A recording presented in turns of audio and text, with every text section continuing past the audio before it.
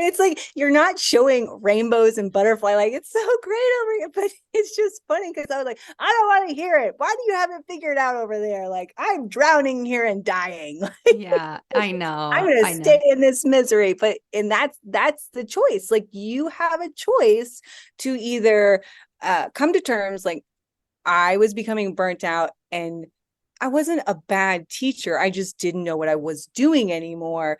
And I just needed to come to terms with it's no one's fault. And I just need to say, okay, what can I do to Mm, fix it? hmm. Where can I get these tools that I need? And you have them explicitly, easy. And it was just a breath of fresh air.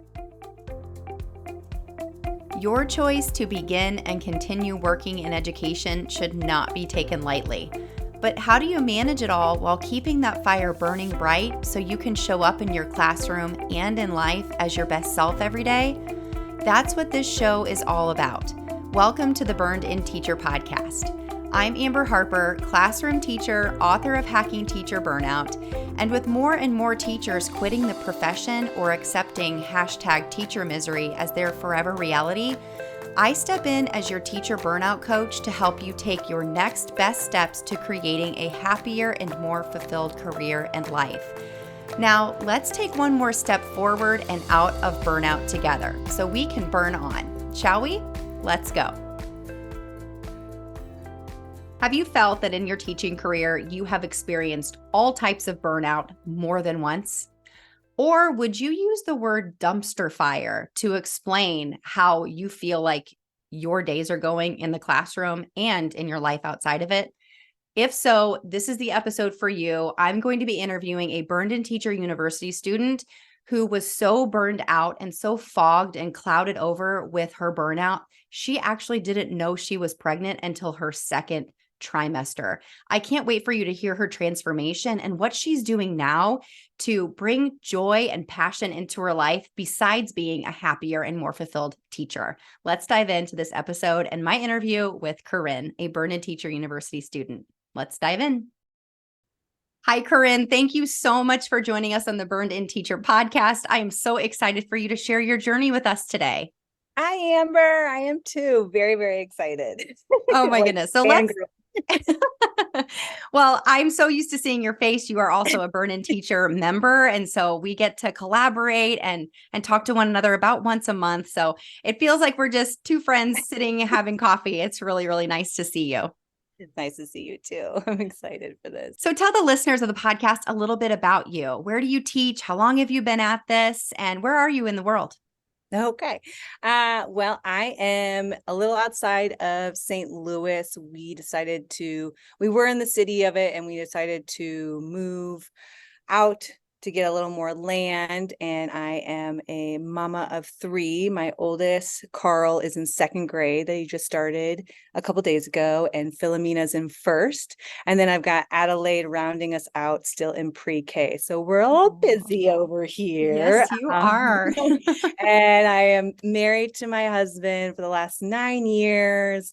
We met sort of in between college, and he actually has gotten the whole family into arm wrestling, which I've shared with you before. Oh my gosh. We're going to have to take some time to talk about this because this is like a side passion of yours, right? Yeah. And I've like told my students about it, and they're like, oh, you arm wrestle? And I'm like, yeah. They're like, have you won? I was like, no, I am not. Not there yet. But yeah, it's been kind of a neat little journey for us. My husband was doing it before, and then the kids got to like start doing it because they do like little matchups before the big meet, and I was already there, and so I was like, okay, I'll join in. And so that's just kind of what we do. We are a very active family, and it's a passion of mine to just showcase any way that I'm strong and everything. But on the teaching side, I'm entering my 16th year, I think. Honestly, I'm not really sure. They all start to run together, Right? right? I'm in year 15, and sometimes I'm like, how long have I been teaching? Yeah. I can't keep it straight. And I started off right after college, but I moved overseas to Ireland because I have dual citizenship, and I started off in a special needs school. And that first day of school, I was in like a kindergarten, first grade mix, and one little boy stood up. Very first thing he said to me was, off, Miss Murphy," and ran off out of the door into the back court and up a tree. And I was like, oh my gosh. Oh my I goodness. I don't know what to do. So my career was like kind of off to a running start, and it was a great learning year, and I still wanted to stay with teaching, and but I wanted to come back to the States. So I moved back to actually Chicago, because I didn't really want to come back. I've grown up in St. Louis, but I wanted to start with Chicago. Taught a year there for students with autism, but I was in a class with 15 to 22-year-olds. So I jumped a lot. Wow. Yeah. um, but I decided after that school year, after the third concussion, this was not for me. I was going to try to go back to general ed. And I actually moved home to St. Louis and took a year as a teacher assistant just to learn the process. And I had to like transfer my license and all that, Yeah.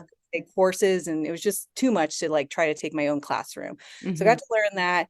Then the following year, I helped open a charter school, and I was there for 5 years in kindergarten, where you are now.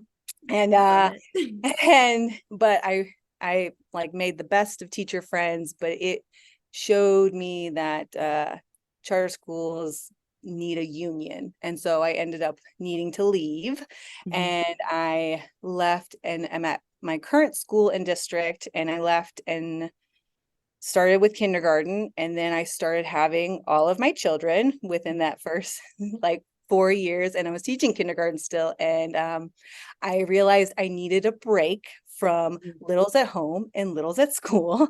And so I Yeah. requested to move to third grade. And this will be my fourth year in third grade. And it was a really good decision once I finally got my life together because of you. So, and Oh, well, brings us thank you. back. There's something to say for not teaching the same age group Ooh, yeah. if you have children at home that are about the same age, because it is all day long, especially with the littles, right? Like they're touching you every Yes. you can't give anymore. And I felt terrible coming home, and I didn't even really want to give a hug anymore to my kids. And I was Mhm. like, what is I wrong? Like, I love know. you guys.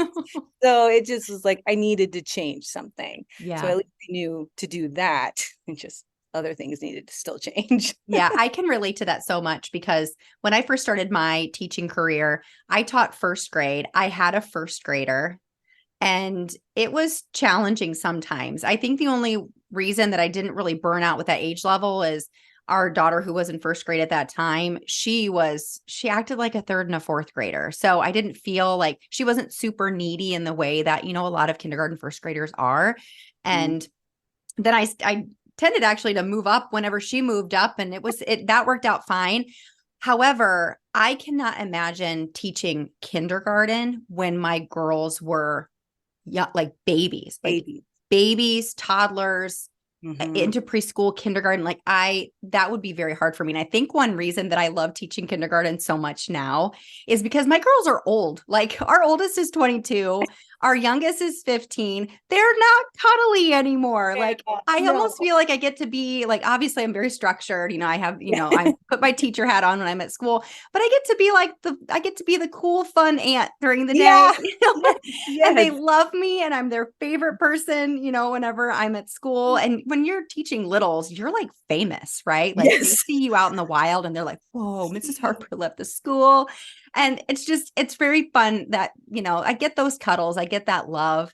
And then I come home and then I have, very adult conversations with my children. So it's a great balance for me. And I totally respect your decision. I think that's a really great lesson for anybody that may be struggling with feeling burned out, feeling really depleted, is to really first like check if there are any of those triggers or, Yeah. those any of those alarms that could be going off of like, wow, I'm spending time all day with the same age group, and it's just draining. Mm-hmm. Yeah, absolutely. Yeah. So it was a good move and I'm glad for it. So Yeah. Well, good for you. Good for you for noticing that in yourself and making the change. So I have a question about your burnout. You've mentioned that you burned out to me a few different times. And so I'm curious if you can kind of let us into that, what that looked like and felt like, and what you believe caused it. And then, kind of transitioning then into what brought you to Burn and Teacher. So, but let's start with the really hard stuff, where you were whenever you were struggling the most. so I mean, as I said, I've done the quiz and describing your three burnouts. I've been them all throughout my career. And I think in the beginning, I was just, fresh and new and young. And I wanted to prove something like, would I ever become teacher of the year or any of that? And I went in hard. I went in at 5 a.m. and I would leave at 6 o'clock at night. Not sure what I was accomplishing because I still would take things home. I mean, there was just no time balance. And at that point in my life, it was okay. I didn't have babies at all yet. But I was taking on a lot. I was signing up for everything. I ended up becoming a mentor like within my first 3 years at the charter school. And I was signing up to lead this and that. It and I became a high school swim coach. So I was doing all these things and it it slowly wasn't going to become sustainable. And then when I left the charter school, because we were asked to do way more, even throughout our days. I think we only had 3 planned periods a week. And so I guess it validated why I would go in at 5 and leave at 6, because there wasn't enough time personally to even get anything done during the school day, is what I would say. And then I went to the new district, and it was almost like keeping up with the Joneses, because I was trying to, or I guess like the terms now, like keeping up with Karen. I don't know, whatever it is.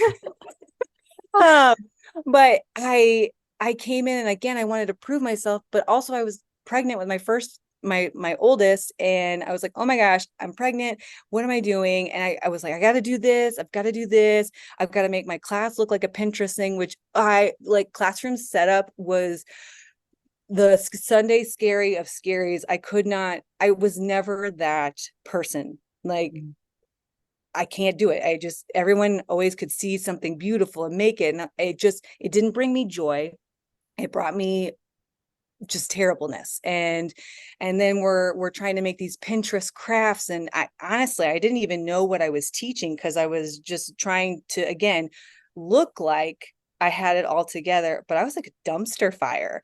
And to even put into words, like my second child, Philomena, I didn't know I was pregnant until the second trimester, y'all. Yeah. Wow. I had lost all control of like what I was feeling in myself, because I was just all over the place. And it was, I laugh about it and we make jokes that she was the ninja baby, but it was just, that was like, yeah, I was like, everybody's like, how did you not know? And I didn't understand why I didn't know. And then, I had the third child right as COVID was coming through. So I'm still in kindergarten, and we send them off to spring break, and it's bye. And then we do online learning, and that was whatever. It was just funny, honestly, with kindergarten. And COVID actually was, and I know it was hard for a lot of other people in the world, but for us, my family, it was amazing. We slowed down. My husband got to be home way more. We had a lot of cherished memories. And even like and then the next school year was the first year in third grade. And our district was wonderful, even though I was scared, because we went fully back in. Our district took a lot of the silly things away that are always like honor plate, honor plate, honor plate. And they took it away. And I was a teacher. I was just learning third grade. I was with my students, and it was just peaceful. And I was like, I made the right choice. I was supposed to come to third grade. Well, then the next year happened and it was like, everything's back to normal. No COVID, everything. And that's when it really imploded. Like everything went wrong. I was crying every day. My kids, at home just didn't know who I was anymore. I didn't know who I was anymore. My husband's like trying to help me, and I decided I have to leave. And so I have to leave this profession. This is what I'm doing. So it was my goal. I actually started listening to the Teacher Career podcast, Daphne. And funny enough, I heard you on it and I was angry when I heard you because I was like, no, I want to leave. I want to leave. Don't tell me I can fix it. And, like where it was like, blame everybody else. I'm not ready to accept my burnout and fix it. I wasn't there yet. And so I got a coach to show me how to get a new job, how to interview.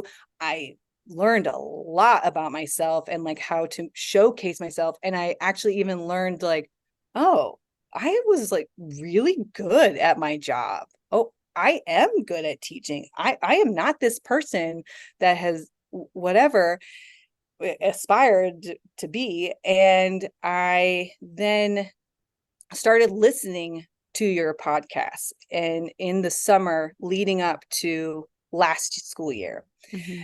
And I started listening and like things were slowly, and I was still applying for jobs. And I was like, if I get a yes, I don't know what I'm gonna do. And I ended up getting a yes to become a trainer for new employees at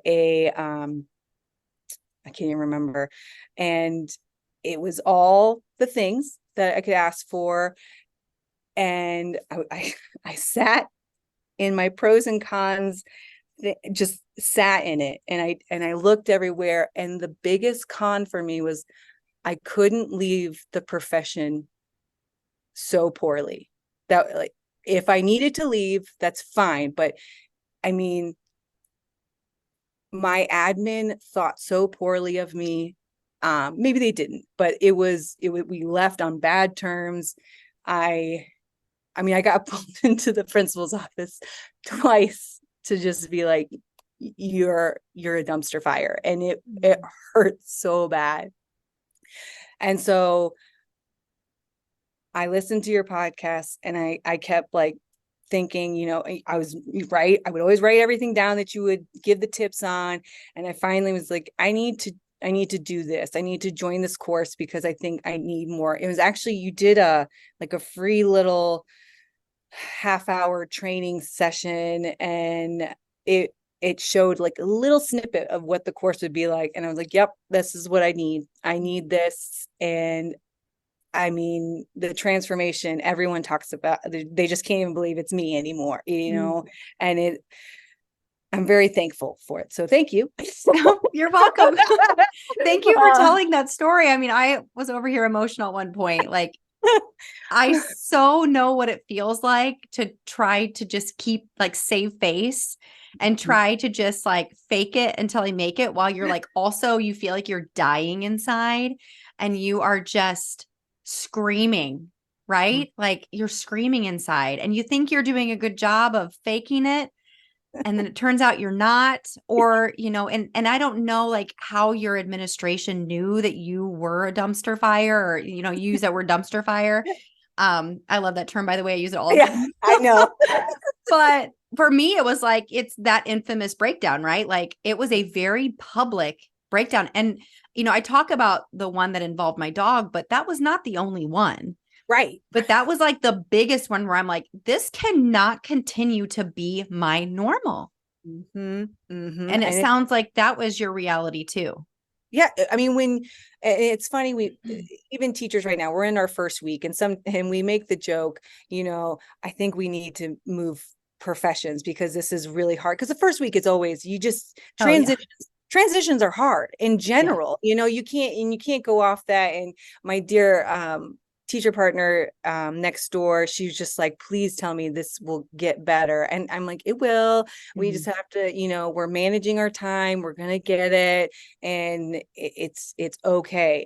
And finally being okay with only getting so many things done in the day. I think that's just the biggest thing is we have such high standards for ourselves. Like that's just teachers 100%. in general, Yeah, we're such high achievers.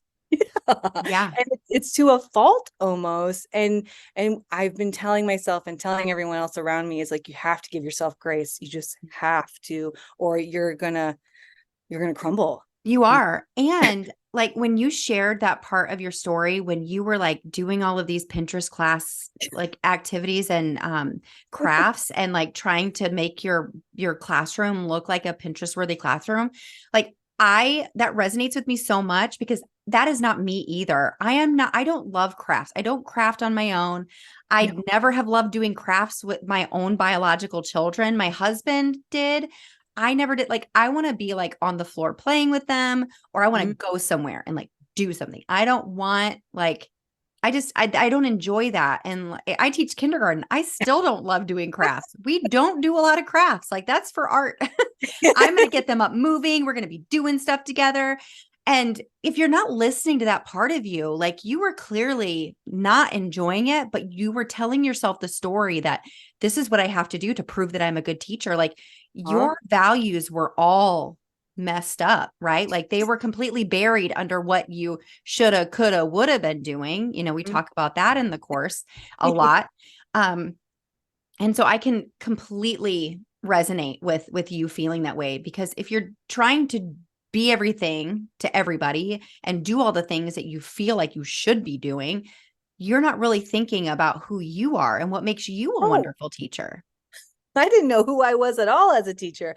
And it finally, I was trying to do someone else's style or this style, and I liked seeing what they did and I was impressed by it. And I was like, wow, but I needed to figure out how to make it me and be okay with that. It wasn't gonna look Pinterest. I'm just minimalist, and that same. I'm getting the job done. It's just it won't be as pretty. I don't know. Like they're having fun. We're moving around. Exactly. And now like I can relate to that too, because I mean, I had a very explicit conversation with my teaching partner, Tracy, when I first started this job as a kindergarten teacher. I said, I am not all about the new and shiny. I used to like, oh, I saw this online. I got to do this, or I saw this new app. I got to use this app with my kids.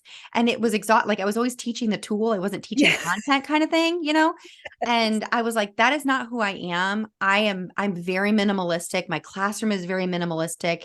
It's fun, it's inviting, it's bright, it's cheery, but it is very simple. And I said, if you want to do crafts, you go for it. I probably will not. Like, I just was very, obviously I wasn't like, unkind about it or like, it wasn't anything like that. It was just like, this is who I am. And if I don't do something that you do, it's not because I disrespect you or I think it's dumb. It's just not me. So just please know, like, I just learned throughout the years that you just have to be really explicit and like upfront about who you are, and just let them know that, because some teachers get their feelings hurt if they share something and you don't use it. I've never felt bad. Like if I'm like, hey, this is really cool. I loved it. I loved using this with my kids. The kids loved it. It was great. And someone didn't use it. I never took it personally, but some people do. Right. But like knowing who you are is such an important part of being a truly good teacher for yourself, to yourself first. Yes, absolutely. And then you're able to do so much. You're able to be a better teacher, a better wife, mom, human in general, when you know yourself. That is it's huge. It's huge. Well, and it sounded too like you had really overcommitted yourself, that you were really involved in a lot as well. So you had all of these narratives in your head about what a good teacher should do and what your classroom should look like. In addition to, you had all these other obligations that you had to leave the classroom. Like, it sounds like you just could not keep up with your own commitments and your own stories that you had going on in your head. Yep. I was always saying yes to something and no to a lot of other things that would have been good to me, and it was that opportunity cost is really big, right? Big lesson. You clearly were so like fogged over with all of these obligations, all of these feelings, all of, basically running yourself ragged that you didn't even know you were pregnant. I mean, that's It's that's scary. pretty incredible. Yeah. Like, Like didn't know me at all. right, right. So when you heard, what I found really interesting is when you told us that you listen to the Teacher Career Podcast. Daphne's podcast is amazing. She is helping thousands of teachers who really have decided that it is time to transition out. Her course and her podcast really help teachers to Yeah. believe that they are capable of something Yes. more. When they Yes. feel so, some teachers feel so beaten down by the profession. And I just appreciate what she does so much. Mhm. It's interesting to me, though, that you were like mad at me whenever you first listened to the podcast. And I get that reaction quite a bit. Like, Amber, You're you all really were very annoying to me when I first heard you. And I've come to terms with it. I get it. it's like you're not showing rainbows and butterfly, like it's so great over here, but it's just funny because I was like, I don't want to hear it. Why do you have it figured out over there? Like I'm drowning here and dying. Yeah, I I'm know. gonna I know. stay in this misery. But and that's the choice. Like you have a choice to either come to terms, like I was becoming burnt out and I wasn't a bad teacher. I just didn't know what I was doing anymore. And I just needed to come to terms with it's no one's fault. And I just need to say, okay, what can I do to fix Mm, it? mhm. Where can I get these tools that I need? And you have them explicitly, easy. And it was just a breath of fresh air. Yeah. Thank you. It's so nice to hear that because I don't always get to hear, from the other end, like how things are going for people. I'm curious, do you remember like what the episodes were that you first started listening to that helped you to kind of shift your mindset a little bit? Oh gosh. It was a lot of it started with like your time management, goal setting. I don't know that like episode Mm. numbers. I mean, Oh, no, that's okay. yeah, okay. Yeah, I was just curious about like what the message was that Yeah. really started to resonate with you.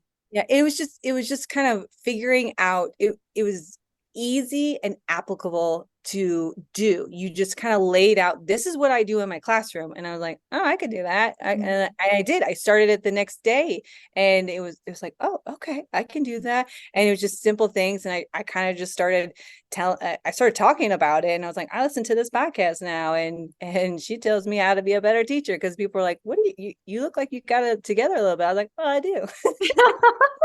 I love that. I You love know, that. I love hearing whenever other people notice the changes in you. yes, Like the way you're carrying yourself, the way that you're caring for your classroom, the way that you speak, the words that come out of your mouth, your demeanor changes. And I experienced that myself when I started doing the research back in 2016, actually late 2014, 15, especially in 16, when I went back into the classroom again for the first time after I left. And yeah, people mentioned, even my principal, I remember he was like, you've changed. You've been doing some work on yourself. And I said, I have. Thank you for noticing. And that's just a good feeling, right? When people it start to notice. is. It's just like I'm working hard, so thank you for noticing. Yeah. When you're working out and someone's like, "Ooh, you getting some muscles on you," I'm like, "Yes, I am." Right. Yeah, that's a good feeling. And this is a really good transition. So let's talk about your transition. Like, how are you feeling now? Like when you get up in the morning, what is life like now for Okay. Corinne? So I have really taken in your priority planner and I every Sunday I lay out like what my week's going to look like, and obviously things happen whatever, but I have an outline and I Mhm. know what to expect. I'm actually planning my week with meals and nothing's going to totally take me over as a Mhm. surprise, and if it does I can actually handle it because I've got the mental capacity to do that. But I have, since doing the burned in teacher, you have 8 modules, right? Is that what? Mhm. Yeah. There's Okay. technically 9 because Right. right when you first Okay. sign up, yes, you right immediately you get into the start here module, which is Yes. module 0, right? Yes. And then I drip out the other 8 modules, Yes. yeah, over the next Very few weeks. easy going. You get to pace set. You feel good. So the biggest one that changed like my outlook for what I was going to do was the goal setting. So reverse to last year when I was or the year I was trying to figure things out. I actually was like, okay, I'm leaving the classroom. What can I do? And I took my certification to be a personal trainer. And I was like, because I love fitness, that's always brought me joy. Like if I can't figure things out, like I can go work out. And that was also like why I really burnt out because we were moving and I didn't have a gym to really go to. So I was feeling horrible about myself. Well, now I've gotten that all back together. I've got a morning routine where I'm working out. I'm either doing a home workout or creating a home workout, Mhm. or or I go to the barn gym and lift weights. I had to pause that when we've had some major storms and some trees were in front of the barn. Oh So no. yeah, but it's okay because I still like had a routine where I could still like do some kind of workout. Whereas before, I think I would have just stopped and might have like not done that habit anymore. And I've really been kind of preaching that a lot is like, what habits can you easily implement and make it sustainable? And that's one of my words this year, is being sustainable.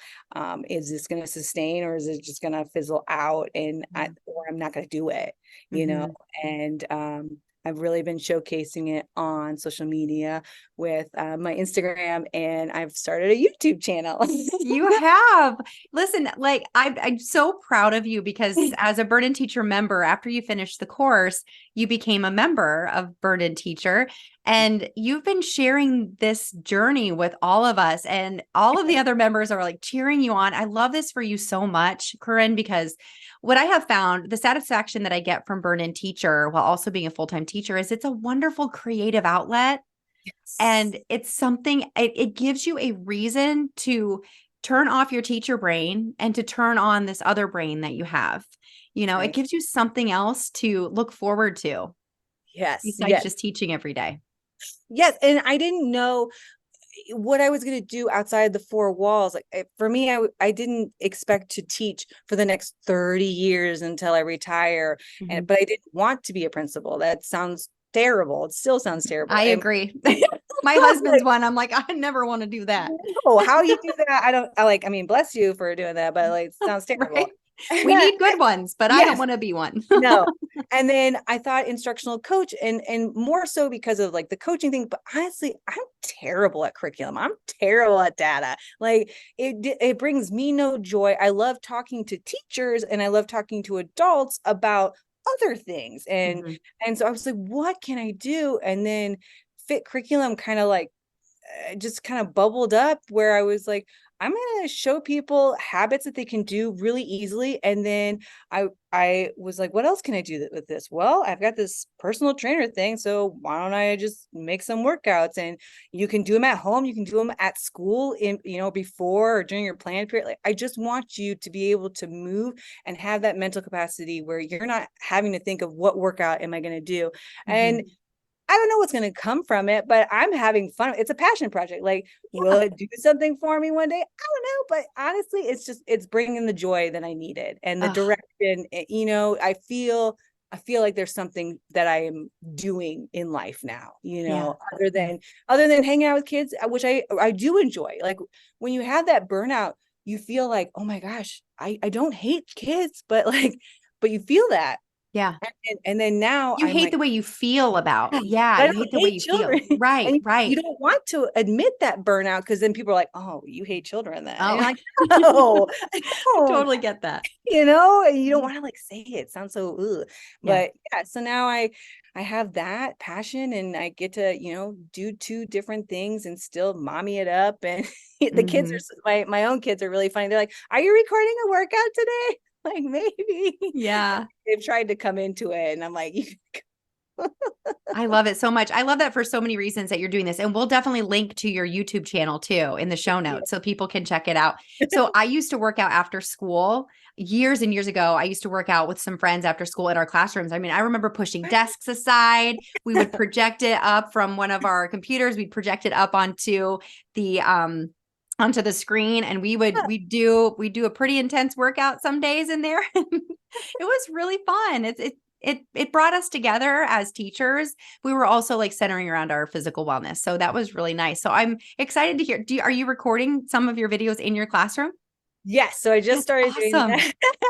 that. I've done 2 so far, but editing is a beast that Yeah. luckily my husband is more into that. So he's been helping out a lot in that. And so we're just kind of learning, and I appreciate anyone that is doing it with me right now, because I mean it feels cringy at first, like when I'm It like, oh, does. It does. Yeah. you know? And Especially it's when like, your friends like see your stuff. I have friends that like they still give me a hard time and tease me a little bit because they know me they know me better than anybody. And right, but you just have to move on. You just have to move right, on. Again, you're doing you. You're not doing yes, them. You're doing right. what you know is best for you. And so you Like have to move past it. yeah, at least I'm Yeah. getting a workout out of it. Yeah. Like at the end of the day, like doesn't do Yeah. any harm to me. Oh, I love it. That's so great. So, to wrap up this interview, Corinne, what would you say to a teacher who's listening, or even to a teacher that you're talking to face? They're struggling, and that maybe they've heard of Burn In Teacher University, but they're kind of on the fence. They don't know if it's for them or not. What would you tell them?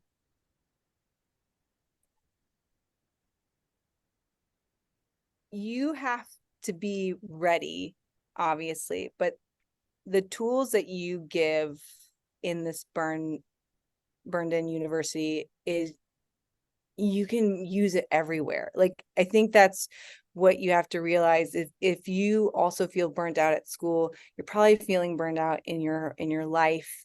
And I feel that once I started doing your modules, everything kind of was, again, I realized, oh, I could have done that in this season of life, or oh, that would have been really helpful last season, because there are so many.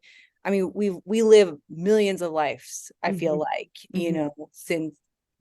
eh, since birth, really. And having those tools that I can just look back at and remind myself, is just, it's really important. And now I have also this community that I can reach out to.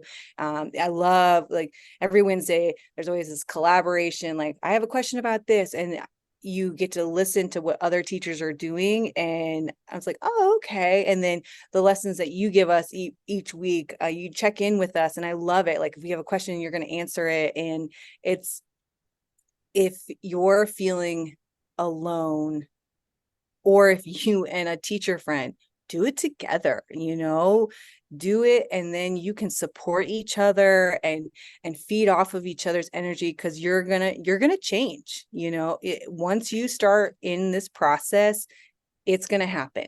Like, you will want to commit to it. You'll want to commit to yourself again, and that's amazing. Thank you. Thank you Yeah. for saying that. And I feel like maybe you're talking to yourself as you were annoyed with me. No, she's really not crazy. She's not full of it.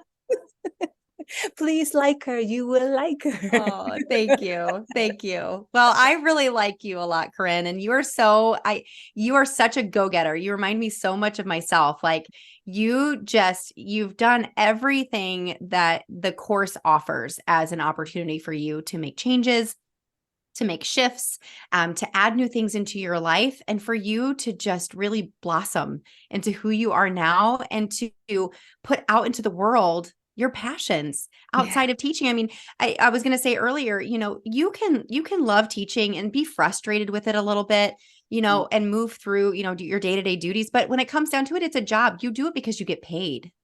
Right. Like Right. you're making an income from it. It is a job. What you're doing with Fit Curriculum right now, it's not paying the bills, but you love it. Like you're just Yeah. doing it for you. And we say as teachers that we teach, we do it for the kids, and we really do. But Yeah. we also do it because it's our job. It's how we pay our bills. Mhm. And so I just really want to encourage anybody who also out here who's listening, who is devoting every single minute, paid or unpaid, to do the work that you're doing at school and committees and grading and prepping and all of that stuff, that you owe it to yourself to do something just because you love it, not because you feel like you have to. And we all deserve that. Mm-hmm.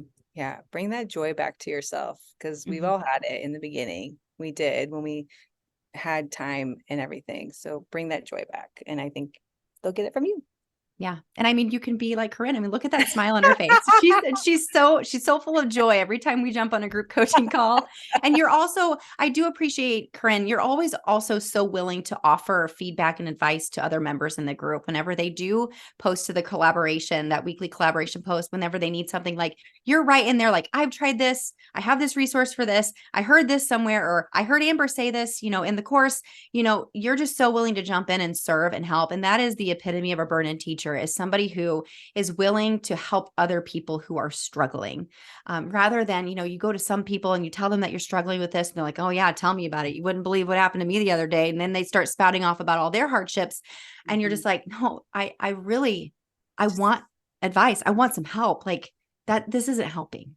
Right. And you're just always so willing to jump in and help. So thank you. Thank you for being such an active member. We really appreciate it.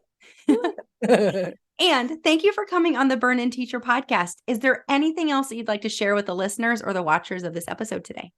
No, I thank you for having me. I've enjoyed this. I feel like a fangirl. I've been listening to the podcast, so now I feel so famous. You are so famous. Famous to all those teachers out there that need an inspiration. We are just so grateful. Thank you for your time. I know it's a lot to ask you to come on this interview, after a full day of teaching. I totally get it. And I'm just so grateful for you and your time, Corinne. Thank you. Thank you. All right, my friends, take a deep breath, because you just took another step to becoming a burned-in teacher. Burn on. Thank you so much for listening to today's episode. To keep this conversation going, connect with me on Instagram @burnedinteacher. I'm always ready and willing to have a conversation with you about your burnout and ways I can help you to move through it.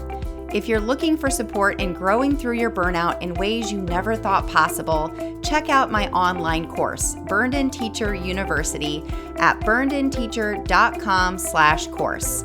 I'll see you in the next episode. Burn on.